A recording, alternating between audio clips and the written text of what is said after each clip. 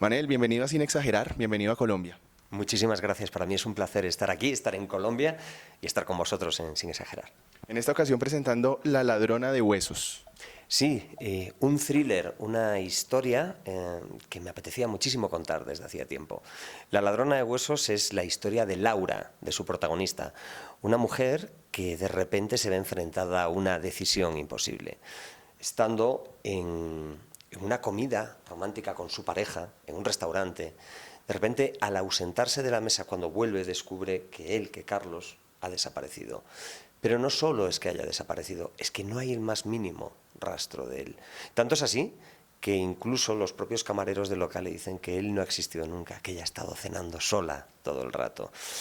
Laura llega a dudar de su estado mental cuando de repente ve algo, una diminuta pista, algo que le hace sospechar que Carlos efectivamente estuvo allí y que alguien lo ha hecho desaparecer. Y esa sospecha se transforma en una certeza cuando apenas unos minutos más tarde, cuando ya se han ido las autoridades, de repente recibe una llamada en su móvil. Una voz de hombre, tranquila, profunda, le dice que si quiere volver a ver a Carlos con vida, tan solo tiene que hacer una cosa. El problema es que lo que le piden es imposible. Le piden que entre en la Catedral de Santiago de Compostela, uno de los templos más venerados, protegidos y admirados de la cristiandad, que baje a su cripta, que robe los huesos del apóstol Santiago, los restos del apóstol Santiago que allí se encuentran, y salga con ellos. Y para eso, además, tan solo tiene 7 días. Esto es el principio de La ladrona de huesos. Esto y mucho más es lo que se van a encontrar los lectores que decidan acompañar a Laura. Es una historia fascinante, ¿cómo llega a su cabeza? Pues esta historia surge de un trauma personal, tengo que contar la verdad. Cuando yo tenía 20 y pocos años, estaba estudiando la carrera de Derecho en Santiago de Compostela. Y yo utilizaba la catedral como atajo los días de lluvia, en invierno, esos días fríos, con esa lluvia densa y espesa del norte de España. Y la catedral era como una especie de pasillo de 100 metros que podía cruzar de un lado a otro sin mojarme. Claro, cuando lo hacía a primera hora de la mañana, esos días fríos, no había nadie a esa hora. Y a veces, por un momento, miraba a mi alrededor y me daba cuenta que estaba solo. Solo en medio de un templo enorme cargado de tesoros. Podría haberme llevado cualquier cosa que no estuviese atada, atornillada o clavada en el suelo. No lo hice, evidentemente, pero se me quedó esa fantasía morbosa en el fondo de mi cabeza y de repente, no hace mucho, hace un par de años, todas las piezas encajaron y decidí que ya que no me había atrevido a llevar a cabo ese robo, iba a planificar el robo perfecto, pero que en vez de ser un robo real, sería el principio de una historia donde hay mucho más. ¿Cómo fue la construcción de los personajes, especialmente el de Laura, que es la protagonista? Complicado, complicado. Verás, yo soy de los que piensa que todos los personajes tienen que tener mucho trasfondo, sobre todo cuando es una novela tan coral como La ladrona de huesos, donde hay un montón de personajes. Lo ideal es que ningún personaje sea plano, es decir, ¿sabes? Esas obras de teatro infantiles que hay un niño que hace de árbol número 3 o de roca número 4, bueno, de eso es de lo que tienes que escapar. Lo ideal es que cada personaje, incluido el secundario más secundario, tenga el suficiente interés como para poder ser el protagonista de su propia historia. Si consigues hacer eso, de repente todo empieza a funcionar. Y para hacer eso, evidentemente, exige un trabajo previo de escaletar muy bien quiénes son, qué es lo que le gusta, qué es lo que no le gusta. Incluso usar cosas que después no van a aparecer en el libro, pero todo eso en tu cabeza ayuda a que ese personaje sea como tiene que ser. Soy un enamorado del género del thriller, especialmente los thrillers psicológicos, y pues usted es un experto ya escribiendo thrillers, ya no es la primera vez, lleva varios. ¿Cómo escribe? ¿Cuál es el mayor reto para escribir este género? El escribir un thriller es hacer trampas. Yo te tengo que hacer trampas, soy un taur, nos sentamos en una mesa, jugamos una partida, pero yo tengo que tener las cartas marcadas. Y eso significa que es como montar un mecanismo de relojería donde cada acción tiene que provocar una cascada de reacciones, donde cada dosificación de información tiene que llegar en el momento justo y en las circunstancias idóneas. Y digo que soy un tramposo porque mientras hago todo esto, soy como esos trileros que mueven los cubiletes encima de la mesa con una bolita debajo y tengo que sembrarlo todo de pistas falsas. El objetivo es que la lectura sea compulsiva, que tengas que seguir leyendo, que te pase eso tan maravilloso de, venga, va, 5 páginas más y lo dejo, venga, un capítulo más y lo dejo por hoy, y que al final te den las 2 de la mañana y que te pille leyendo. Si consigues hacer eso, estás haciendo magia. Y hacer magia es tan difícil hoy en día que encontrar un camino que es a través de la literatura es maravilloso. Y el thriller es el género perfecto para poder contar ese tipo de historias, esas historias mágicas. Y en cuanto a la recreación de los lugares, de los escenarios. Eso requiere un trabajo de documentación previo muy exhaustivo. A mí me gusta recorrer los escenarios que van a recorrer después los protagonistas, por donde van a transitar ellos.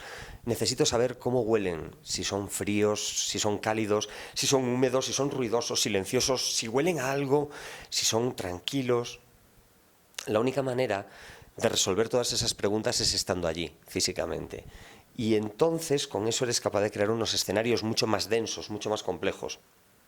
Es cierto que en La ladrona de huesos ha habido algunos escenarios que no he podido recorrer por circunstancias actuales de la geopolítica mundial. Como comprenderéis, hoy en día Rusia no está muy interesada en dejar que un escritor vagabundee por sus centros de formación de espías, incomprensiblemente, pero sin embargo, cuando no puedes hacerlo tienes que recurrir a la documentación de segunda mano, es decir, libros que se hayan escritos, relatos, documentación, ensayos, etcétera, etcétera. Al final, lo importante es que tú tengas los mimbres para hacer una buena cesta, porque una novela es una mentira, porque al fin y al cabo es algo que se está inventando un escritor, pero las mejores mentiras son aquellas que tienen raíces profundas en la verdad. ¿Considera que ese es su secreto del éxito? Porque, bueno, sus novelas han sido traducidas en muchos idiomas, tiene un éxito absoluto en Estados Unidos, por ejemplo, por supuesto en España, pero ¿cree que se lo atribuye a eso, a contar mentiras muy bien contadas? Me estás preguntando cuál es la clave del éxito y eso es muy complicado de responder. Primero, porque nadie tiene muy claro qué es el éxito. El éxito puede ser distinto para cada persona. Si entendemos como éxito el tener pues, recorrido editorial, yo diría que la fórmula es muy sencilla. Vamos a dar la fórmula del éxito. ¿Qué te parece? ¿Te parece buena idea? Vale, pues la fórmula del éxito es muy fácil. Solo necesita 3 ingredientes. Es un pequeño porcentaje de talento. Eso es inevitable, es decir, tienes que saber contar historias, te tiene que salir. Sin eso no funciona. Una considerable dosis de suerte, porque la suerte cuenta y mucho, hay que tener suerte para estar en el lugar indicado, en el momento idóneo y en las circunstancias justas para que esa historia que has contado encaje bien. Y por último, inmensas, enormes, infinitas cantidades de trabajo. Trabajo, trabajo y trabajo. Trabajo, talento y suerte. Si mezclas las 3, las cosas salen. Parece fácil, ¿verdad? No. Suena fácil. Suena fácil, pero no lo es. No lo es en absoluto. Pero en su caso más o menos lo es, porque aparte de escritor es abogado, también presentador. Era abogado, ya no ejerzo de abogado. Ya hace 12 años que dejé de ejercer, ya hace 12 años que colgué la toga, porque sabes que en España los abogados todavía van, vamos, ya no voy, pero todavía van con una toga por encima, no llevan pelucas, eso se lo dejamos a los ingleses y a los holandeses. Y hace 12 años, que fue la última vez que me puse toga, en una de las decisiones más sensatas y afortunadas de toda mi vida. ¿No te dije que era un tipo que tenía mucha suerte? Y mucho talento y también demasiado trabajo. Trabajo mucho, talento hay que explotarlo todos los días, poco o mucho. Pero la verdad es que al final lo que influye es que no te obsesiones, es decir, que no puedes escribir pensando en el eco que va a tener un libro, o hasta dónde va a llegar, o en cuántos idiomas va a estar traducido, o cuántos lectores va a tener, porque es que eso es absurdo, porque no depende de ti, depende de muchos factores que están fuera de tu control. Pero de lo que sí te tienes que preocupar es de pasártelo bien escribiendo, de disfrutar, en definitiva, del proceso. Y pasárselo bien no significa que sea una risa todo el rato. Hay momentos duros, hay momentos complicados, de tensión, de estrés, pero al final el conjunto de la experiencia tiene que ser satisfactorio y tienes que disfrutar y tener ganas de que sea el día siguiente para poder seguir haciendo lo mismo. Me dice que ya no es abogado, pero presentador, editorialista también. Entiendo que trabaja en una de las cadenas más importantes de España, la cadena SER. Sí, ahora mismo estoy en Radio Nacional de España, es sí, una de las emisoras más importantes, y presentando un programa de televisión en un canal español. Y para mí es como una especie de salida de la zona de confort. Mi trabajo es ser escritor, pero de vez en cuando hacer cosas diferentes es muy divertido y es muy relajante. ¿Existe algún escritor al cual usted le atribuya que le marcó su forma de escribir o que se intenta tomar cosas de él para sus novelas? Muchos, muchísimos, muchísimos. Y la verdad es que serían demasiados. Me podría hacer aquí una lista contigo enorme y empezaríamos a aburrir a la gente que nos está viendo y dirían, Dios mío, este señor, ¿por qué está dando esta lista? Vamos a decir simplemente 3 nombres, si te parece, de 2 hombres y de una mujer. Los 2 hombres, uno es español, es amigo, es Juan Gómez Jurado, un tipo brillante en su escritura. Aprendí muchas cosas con él, sobre todo de manejos de ritmos y de tiempo. Después está Stephen King, que es un tipo espectacular. La gente se queda con la faceta más de ese creador de novelas inquietantes sin darse cuenta que es un paisajista maravilloso y que recrea el costumbrismo como nadie, es decir, esos pueblecitos que describe a la perfección.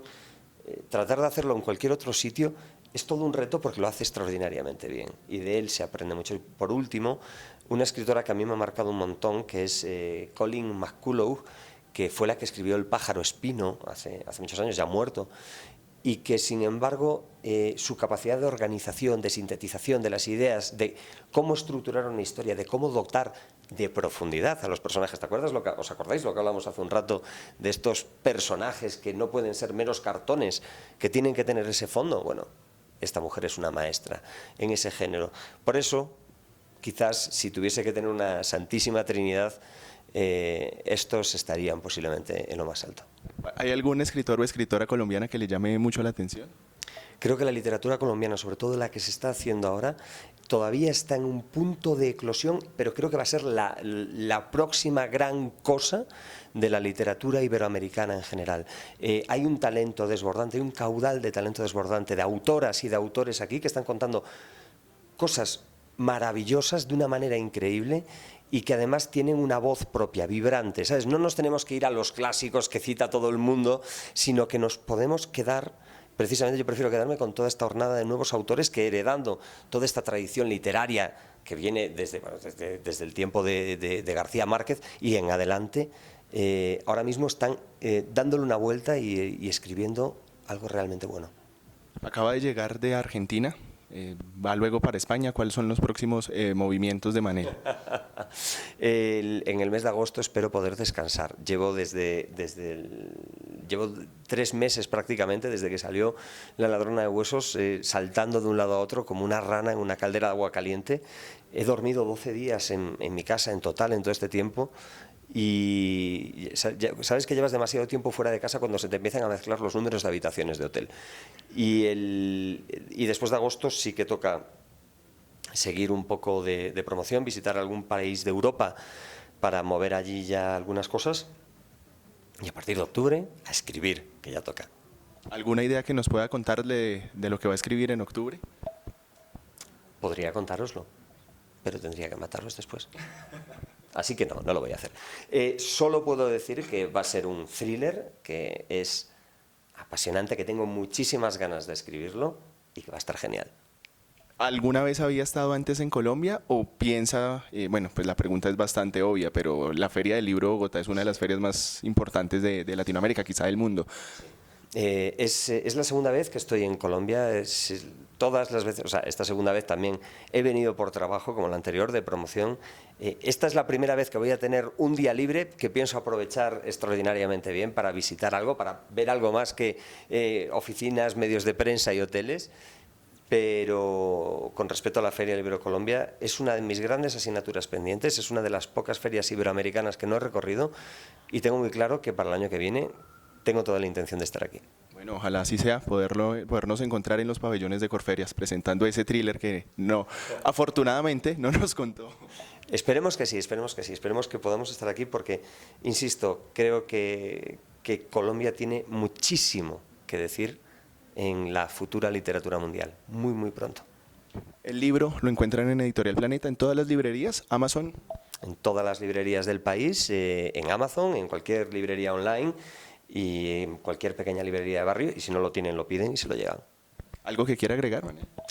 Nada más que estoy muy contento de haber estado aquí, de haber podido hablar contigo, de compartir cosas con toda la gente de este medio, que os mando un saludo muy afectuoso, que os invito a leer La ladrona de huesos, que os invito a disfrutar de esta aventura con Laura, os invito a que estéis pasando páginas sin poder parar hasta llegar al final y que cuando terminéis os quede la sensación de que habéis vivido una gran aventura.